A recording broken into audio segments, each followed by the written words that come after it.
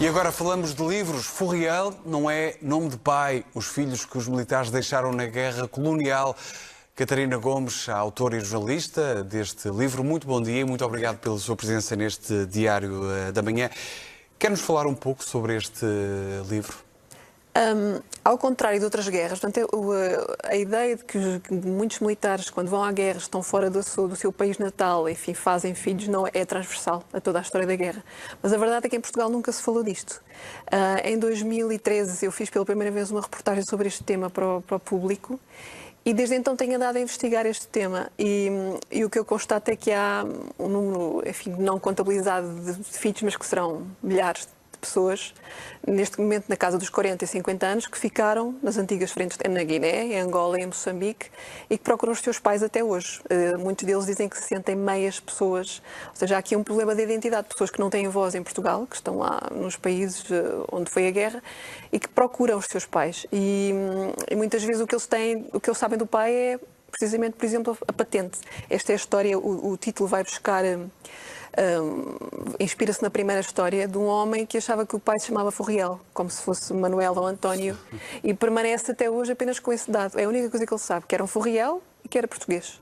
E esta é uma coisa que os atormenta, que o atormenta a ele, neste caso o Fernando, e atormenta a todos eles, esta ideia da identidade desconhecida, do pai incógnito. O tema da guerra colonial já foi muito escrutinada por toda a gente. No entanto, este tema dos filhos que os militares deixaram em Angola, em Moçambique, na Guiné, por que é que se lembrou de abordar este tema? Já disse que fez uma reportagem no Público. Foi esse o início da ideia para escrever um livro? Ou seja, antes da ideia eu não encontrei absolutamente nada escrito sobre isto, mas eu conhecia a realidade dos filhos da Guerra de Vietnã, e a Guerra de Vietnã é contemporânea da Guerra Colonial, terminou em 65 e eu pensei, mas será que estes homens portugueses eram diferentes dos outros homens? E na altura eu lancei um livro sobre a geração dos filhos portugueses, como eu, que sou filha de ex-combatente, e descobri acidentalmente uma história destas, e eu pensei... Engraçado, também aconteceu na Guerra Colonial e andei à procura de sítios onde isto, eventualmente, 40 anos depois, eu pensei, este tema já foi tratado e não tinha sido.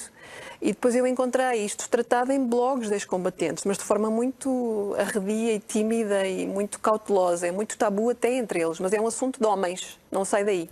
E então eu decidi que... Não sendo um romance, sendo mais uma investigação que tem vindo a fazer ao longo dos últimos anos, há nesse livro alguma história de filhos que de facto conseguiram encontrar os seus pais, ou neste caso o seu pai? Sim, eu em 2015 eu fui a Angola também, eu escrevi uma reportagem para o Jornal Público em que um pai sabia que tinha deixado uma mulher grávida, angolana, chamada Esperança, e sempre tinha vivido atormentado com essa ideia de ter deixado um filho sem saber se ele estava vivo ou morto. Ele descobriu há cerca de 3 anos e eu acompanhei-o nessa sua viagem e presenciei o encontro, não é o reencontro, é o encontro porque eles não se conheciam e assisti à maravilha que foi essas duas metades da história se terem completado. Esse militar aceitou bem o filho? Esse militar procurava-o. É um caso completamente raro. Então, neste caso, faço a pergunta ao contrário. O filho recebeu bem a notícia de conhecer o pai? Essa foi todo o frisson da antecipação, era precisamente isso. Como é que aquele filho ia receber aquele pai, que voltava 40 anos depois, o que é que andaste a fazer, não é? Ele recebeu muito bem, foi um momento muito emotivo, emocional e muito bonito, que eu gostava, aliás, a ideia do livro é que gostava muito que isto se multiplicasse. É um bom exemplo, um raro exemplo, porque a maior parte deles permanecem, de facto, órfãos de pais vivos.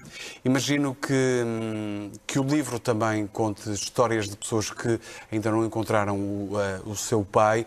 Há muita gente à procura de encontrar os seus pais, mesmo desde as antigas colónias portuguesas?